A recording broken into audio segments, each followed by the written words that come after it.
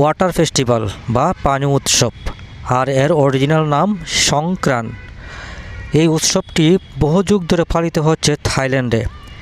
বর্তমানে থাইল্যান্ডের পাশাপাশি কাম্বোডিয়া, লাওস, ভিয়েতনাম ও মালয়েশিয়াতে এই অনুষ্ঠানটি ছোট বড় আকারে পালিত হয়, তবে সবচাইতে জমজমাট হয় থাইল্যান্ডে। থাইল্যান্ডের সব শহরেই কম বেশি পালিত হয়, তবে থাইল্যান্ডের পাতায়া শহরে সবচাইতে জমজমাট হয় এই অনুষ্ঠানটি। পাতায়ার সব এলাকাতেই এই অনুষ্ঠানটি হয়, তবে সবচেয়ে জমজমাট যেটা হয় সেটা হচ্ছে পাতায়া যে বিচের পাশে যে রুটটা আছে সেই রুটটার নাম হচ্ছে পাতায়া বিচ রুট। আর এই রুটের লম্বা হচ্ছে প্রায় 5-6 কিলোমিটার। এই 5-6 কিলোমিটার লম্বা আকারের যে রুটটা সেখানে সবচাইতে বেশি জমজমাট হয় এই অনুষ্ঠানটি। এছাড়া পাতায়া দ্বিতীয় রুট, তৃতীয় রুট, চতুর্থ রুট সব রুটেই এই অনুষ্ঠানটি পালিত হয়। দর্শক, আমি আজকে মালয়েশিয়ার রাজধানী কুয়ালালামপুর থেকে এয়ারে করে চলে যাব থাইল্যান্ডের রাজধানী ব্যাংকক। সেখান থেকে আবার বাস ধরে চলে যাব পাতায়াতে গিয়েই এই অনুষ্ঠানটিতে অংশগ্রহণ করব। দর্শক, আমি আছি এই মুহূর্তে মালয়েশিয়ার রাজধানী কুয়ালালামপুর এয়ারপোর্টে, যাচ্ছি থাইল্যান্ডের রাজধানী ব্যাংকক। যেতে সময় লাগবে 2 ঘন্টা, আর এখন স্থানীয় টাইম হচ্ছে সকাল 6টা। যাচ্ছি এয়ারএশিয়া.com এয়ারে। এটি একটি বাজেট এয়ারলাইন্স। এই এয়ারলাইন্সে খুবই সাশ্রয়ী মূল্যে, অর্থাৎ খুব কম টাকায় টিকিট কাটা যায়। অর্থাৎ বাংলাদেশ ছাড়া Thailand, Malaysia, Singapore, China, Cambodia, Laos এইসব দেশ থেকে এক দেশ থেকে আরেক দেশে যেতে পারবেন খুবই কম টাকায় এই এয়ারলাইন্স থেকে। বাংলাদেশ ছাড়া এই জন্য বললাম, বাংলাদেশ থেকে কোনো এয়ারলাইন্সেই কম টাকায় টিকিট কাটা যায় না। তবে যেটা বললাম, Thailand, Malaysia, Singapore, China, Cambodia, Laos অথবা অন্যান্য দেশ থেকে, মানে এক দেশ থেকে আরেক দেশে যাবেন, খুবই অল্প মূল্যে টিকিট কাটতে পারবেন এইসব বাজেট এয়ারলাইন্সগুলোতে।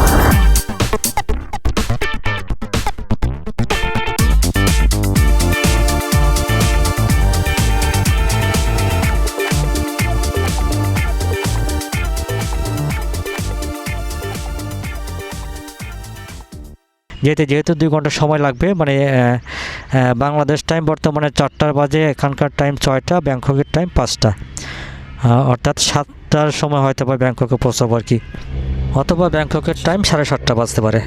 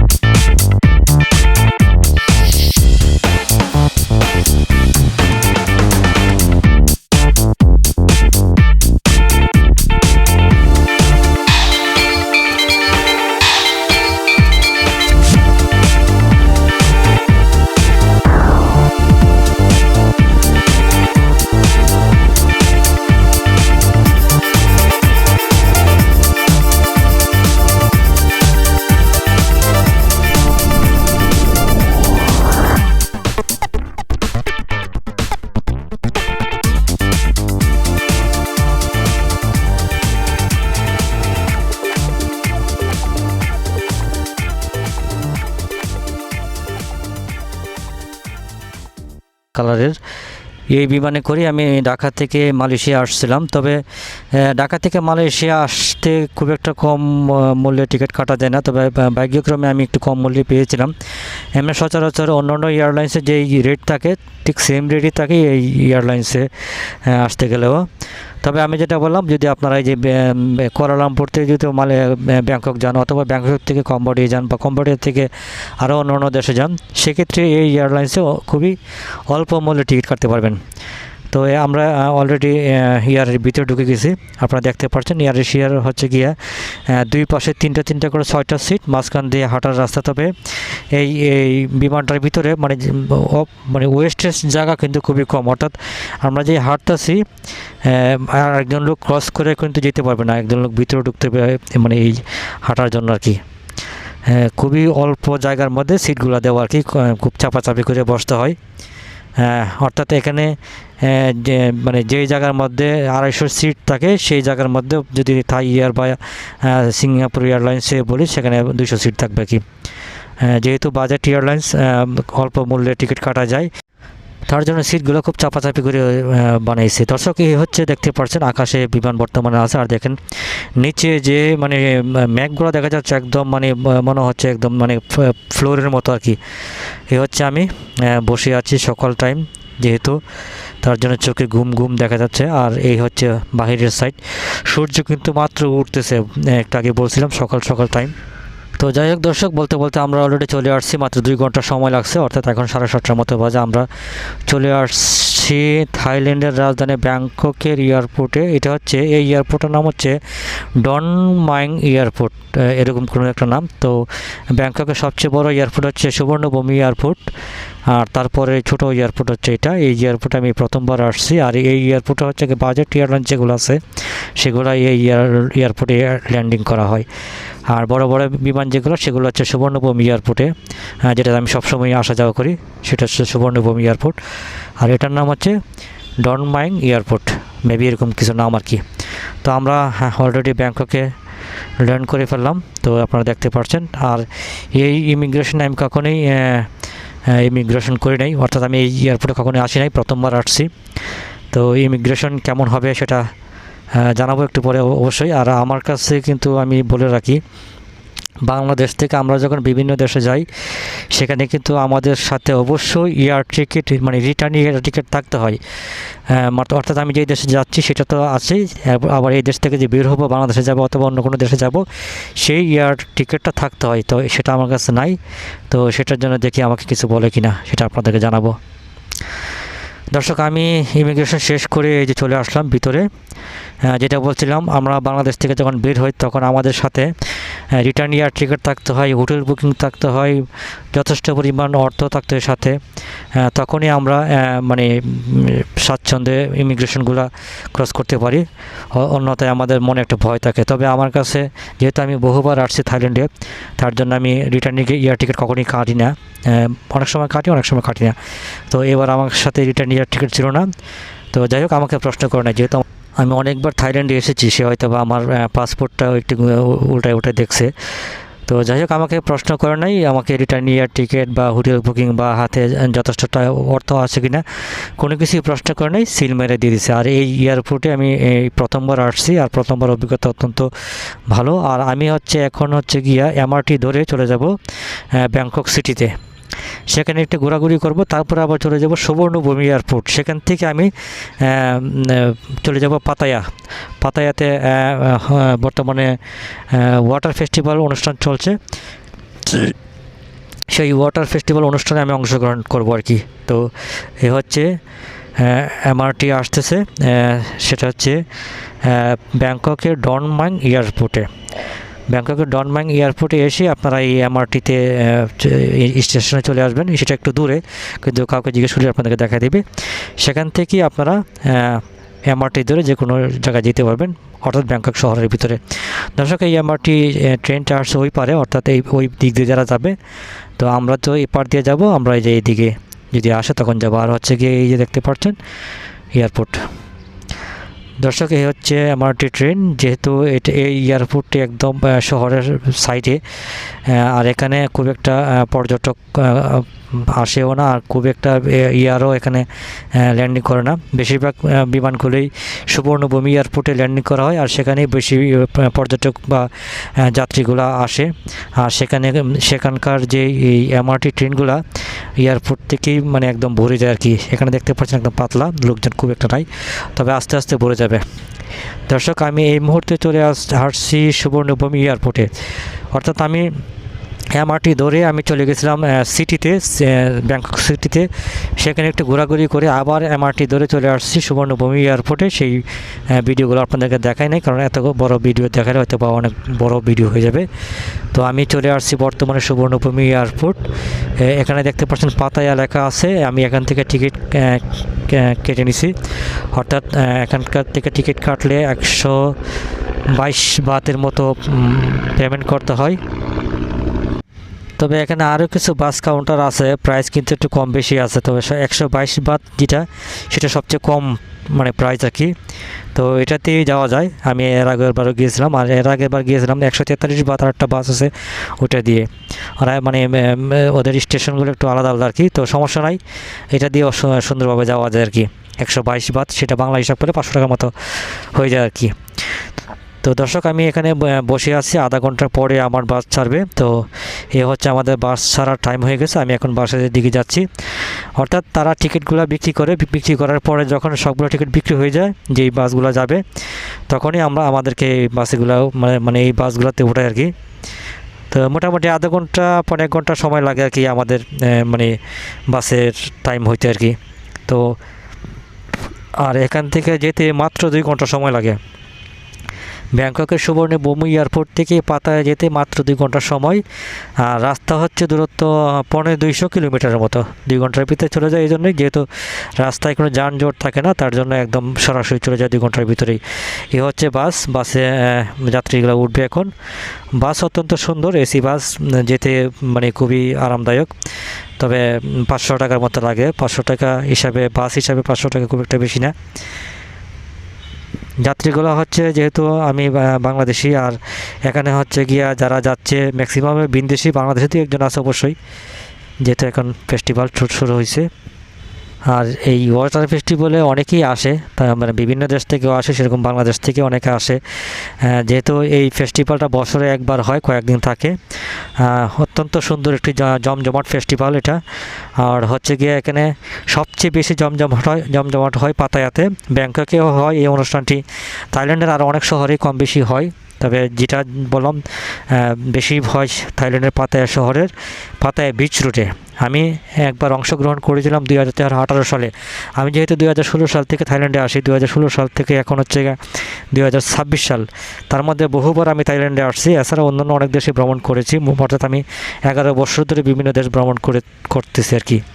তো 2018 সালে আমি একবার এই ইয়েতে ওয়াটার ফেস্টিভ্যাল, অর্থাৎ সংক্রান্ত যেটা বা পানি উৎসব যেটা বলা হয়, সেই ওয়াটার ফেস্টিভ্যালে আমি অংশগ্রহণ করেছিলাম। সেটা আমার জানা আছে কীরকম হয়। তো এবার আমি যাচ্ছি হচ্ছে এই ওয়াটার ফেস্টিভ্যালে অংশগ্রহণ করবো অবশ্যই। আপনারা এই ভিডিওতে একটু দেখতে পারবেন। এছাড়া আরও পরবর্তী ভিডিওতেও এই ওয়াটার ফেস্টিভ্যাল অনুষ্ঠানটি আপনারা দেখতে পারবেন।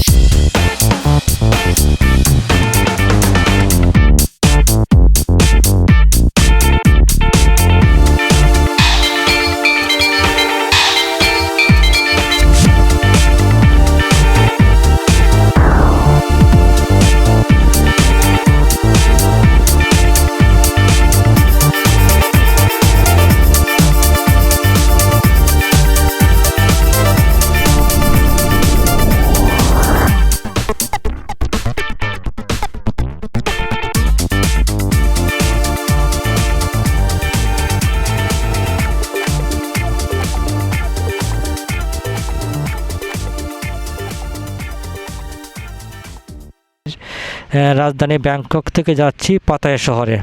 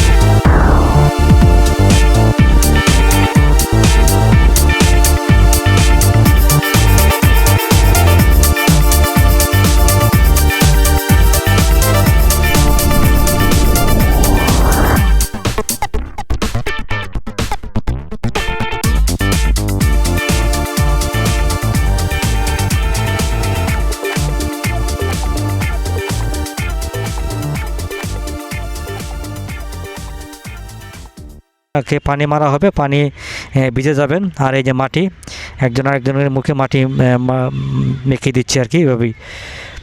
এভাবেই অনুষ্ঠানটি পালিত হয়। আর এই অনুষ্ঠানটি বেশ কয়েকদিন হয়। যেটা বললাম, এই অনুষ্ঠানটি বহু যুগ ধরে পালিত হচ্ছে থাইল্যান্ডের বিভিন্ন শহরে ছোট বড় আকারের অনুষ্ঠানভাবে এই অনুষ্ঠানটি পালিত হয়। তবে সবচেয়ে জমজমাট হয় থাইল্যান্ডের পাতায়া শহরে। আর এই শহরেই মোটামুটি যে থাইল্যান্ডের অনেক শহর থেকে মানুষজন আসে এবং বিভিন্ন দেশ থেকে তো পর্যটক আসে এই অনুষ্ঠানে অংশগ্রহণ করার জন্য।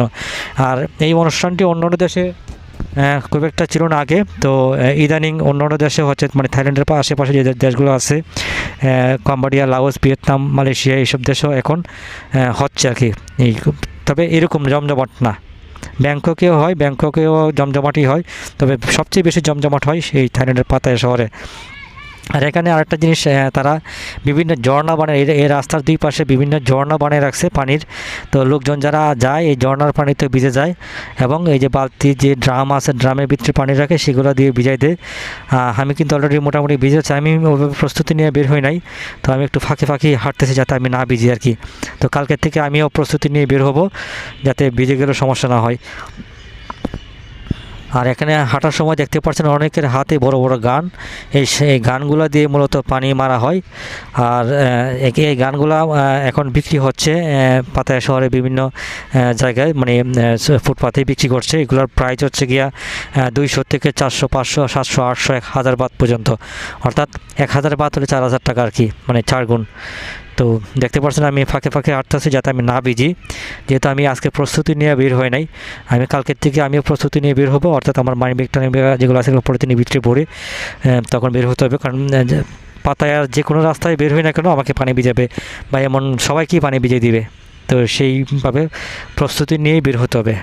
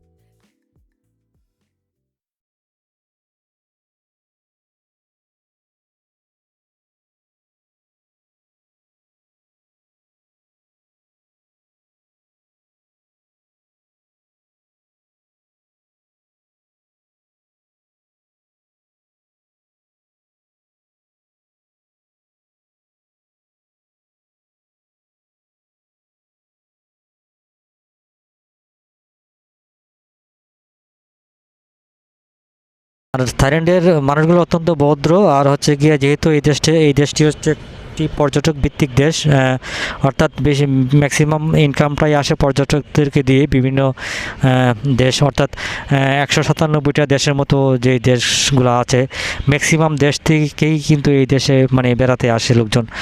যেহেতু আমি থাইল্যান্ডে বহু বছর ধরে আসতেছি দেখতেছি, এখনও মোটামুটি বহু দেশ থেকেই পর্যটক আসছে। তার মধ্যে যেহেতু অনুষ্ঠান হচ্ছে মোটামুটি এখন থাইল্যান্ডের বাসিন্দাই বেশি আর কি। তো দেখতে পাচ্ছেন অনেক লোকজনই হাঁটতেছে হাতে গান নিয়ে, এই গানের ভিতরে পানি, আর এই পানি দিয়েই একজন আরেকজনকে পানি মারতেছে আর কি।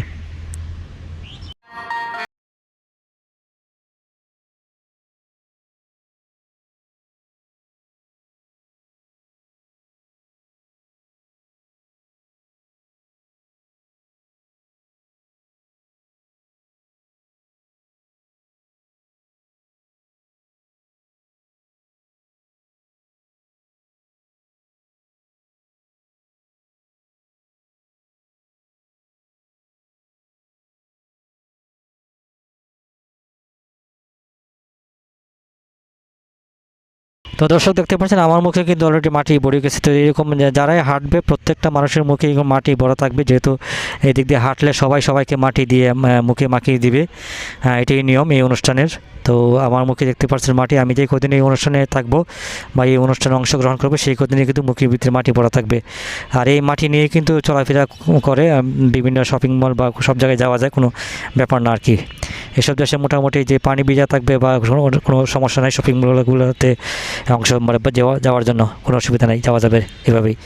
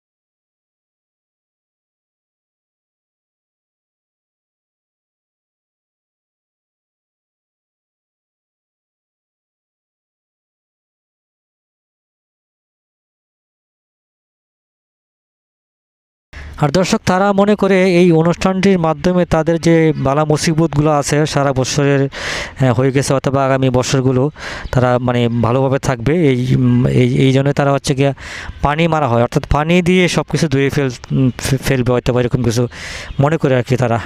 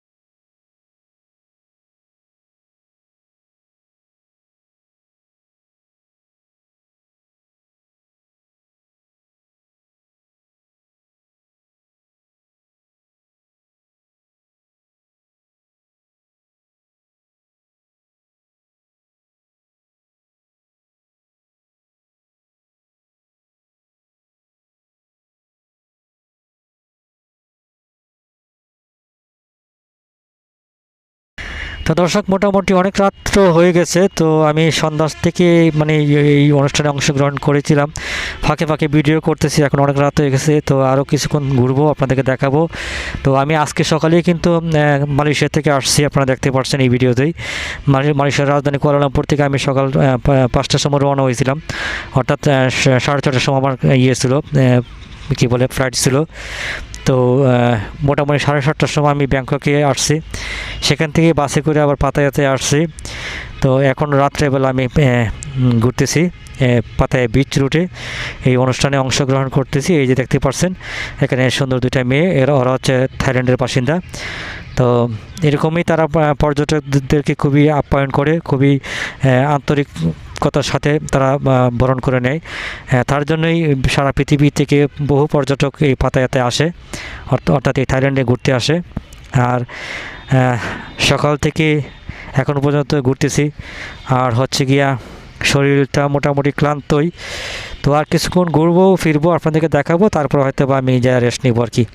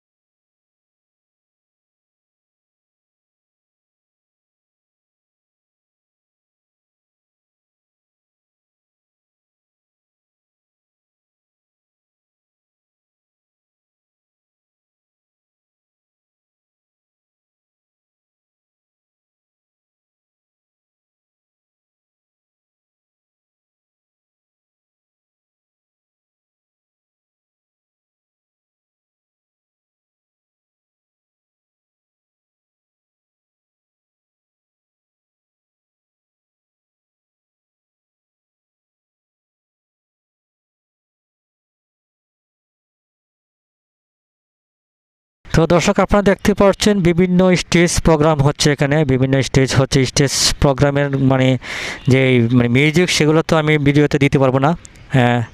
এই সাউন্ডগুলো আপনারা শুনতে পারবেন না, খুব বিকট সাউন্ডে এই মিউজিকগুলো হয়। এখানে অনেকগুলা মেয়ে ছেলে, তারা হচ্ছে গিয়ে তাদের এক ধরনের ড্রেস পরা, সেগুলো হচ্ছে গিয়ে অবশ্যই একটা কোম্পানির থেকে তারা এখানে আসছে। আর এই অংশগ্রহণ করে তারা হচ্ছে কি বিভিন্ন কোম্পানির থেকে এরকম অংশগ্রহণ করা হয় আর কি ওয়াটার ফেস্টিভ্যালে। আর এটার নাম হচ্ছে সংক্রান নাম দিয়ে চার্জ দিলে আপনারা এইরকম অসংখ্য ভিডিও পেয়ে যাবেন।